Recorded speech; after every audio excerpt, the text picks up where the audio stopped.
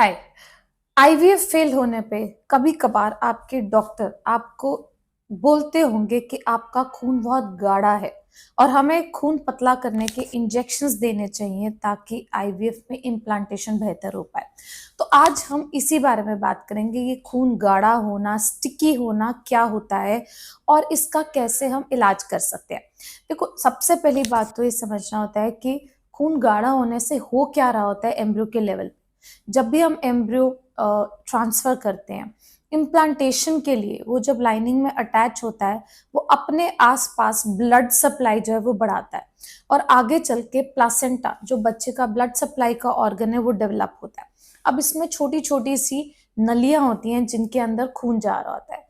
अगर खून गाढ़ा होता है तो उसकी वजह से ये जो नलियां हैं इनमें क्लॉट बन जाते हैं और जिसके कारण अच्छी ब्लड सप्लाई ना होने पे एक डेवलपिंग एम्ब्रियो बढ़त नहीं हासिल कर पाता या फिर कुछ समय तक बढ़त हासिल करता है और उसके बाद मिसकैरेज या अबॉर्शन हो जाता है, अपने आप ब्लीडिंग हो जाती है, धड़कन आके चले जाती है।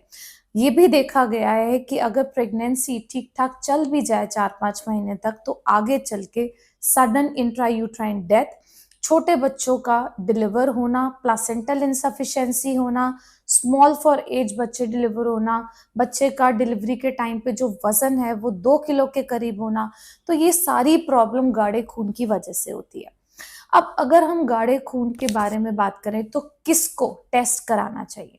जिनके 2 या 2 से ज्यादा आईवीएफ फेलियर हैं, 2 या 2 से ज्यादा मिसकैरेजेस हैं, अर्ली लेट मिसकैरेजेस, 10 हफ्ते के बाद का कोई एक सिंगल मिसकैरेज है, पिछले बच्चे में सीवियर ग्रोथ रिस्ट्रिक्शन यानी छोटे बच्चे के वजन की हिस्ट्री है, क्या आपकी ऐसे अल्ट्रासाउंड्स रहे हैं पिछली प्रेगनेंसी में जिसमें बच्चे के अंदर जो ब्लड सप्लाई है वो धीरे धीरे कम हो गई हो, डॉपलर पैरामीटर्स खराब हो गए हो, बच्चे के आसपास का पानी जल्दी सूख गया हो।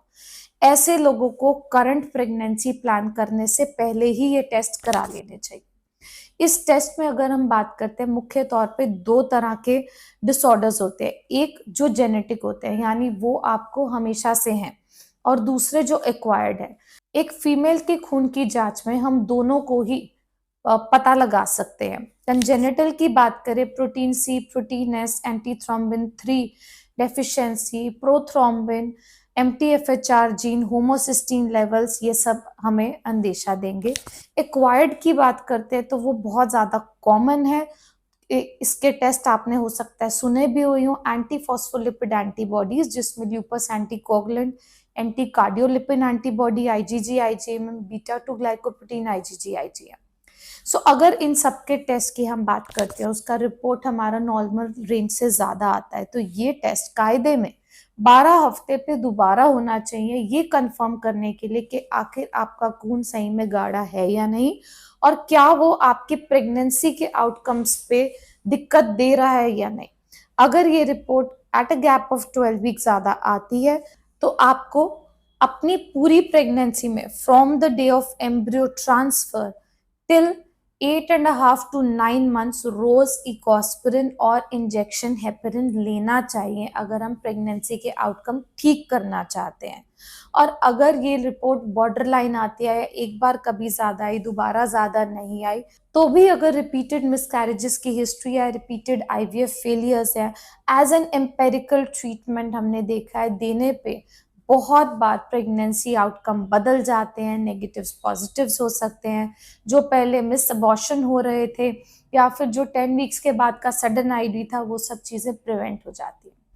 देखो, heparin injection is not a wonder drug, ऐसा नहीं है कोई जादू है, उसका एक लॉजिक है। तो जहां हमें क्लिनिकल सस्पिशन होता है ब्लड टेस्ट कराने चाहिए। ब्लड टेस्ट हमारे क्लिनिकल सस्पिशन के हिसाब से आते हैं तो पूरे 9 महीने के लिए इंजेक्शन लेने चाहिए, नहीं आते हैं तो भी as a benefit of doubt, as an empirical treatment शुरू के कुछ महीने तक जब तक प्रेगनेंसी ठीक चल जाए, हमारे अल्ट्रासाउंड्स हो जाए, सब हमारा ऑन द राइट ट्रैक हो, तब तक थोड़ा बहुत सपोर्ट इन इंजेक्शन से दिया जा सकता है as an empirical therapy.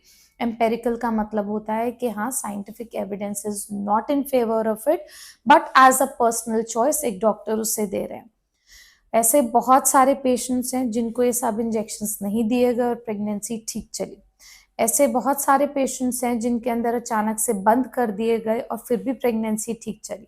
But there are handful of patients जिनमें जब जब इंजेक्शन नहीं दिया गया प्रेगनेंसी नहीं आई, और जब दिया गया तो चाहे 100 में से 5 को फायदा हुआ है। अगर आपके और कोई सवाल है आईवीएफ फेलियर से संबंधित, we would be happy to address them, and आप हमें ऑनलाइन कंसल्टेशन बुक कर सकते हैं अपने आईवीएफ रिकॉर्ड्स के साथ। हम आपको ज़रूर गाइड करेंगे अबाउट द नेक्स्ट कोर्स।